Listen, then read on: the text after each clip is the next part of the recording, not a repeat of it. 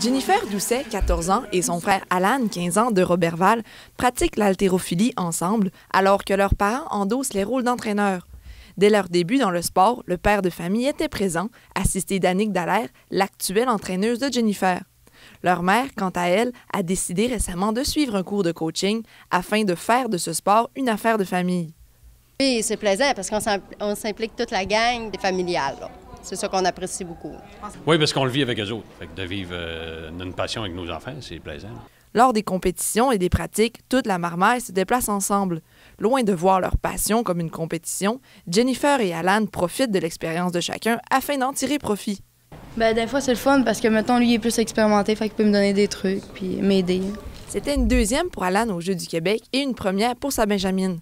Malgré un accident pour Jennifer, la compétition s'est somme toute bien déroulée pour les deux jeunes. Ouais. J'ai fait un record personnel, puis une médaille d'argent. Moi, ma compétition, j'ai fait un record personnel à l'arraché. J'ai fait 41 kilos. Puis là, ben, quand j'ai fait mon 43 kilos, je me suis blessée. Les enfants se pratiquent 5 à 6 fois par semaine avec leur mère et leur père à la cité étudiante. Bien qu'avoir ses parents comme entraîneurs soit bénéfique pour les athlètes selon les géniteurs, il y a quelques difficultés. Quand je suis à l'entraînement, ben, c'est le coach, non le père. Puis quand on est à la maison, ben, c'est le père, non le coach. C'est trop difficile de démêler ça, oui. Jennifer soutient toutefois que le rôle de papa prend souvent le dessus sur le rôle de coach, et ce, même à la salle d'entraînement. Jennifer et Alan ont aussi une petite sœur de 5 ans, Aurélie, et leurs parents sont déjà confiants quant à son avenir dans le monde de l'haltérophilie.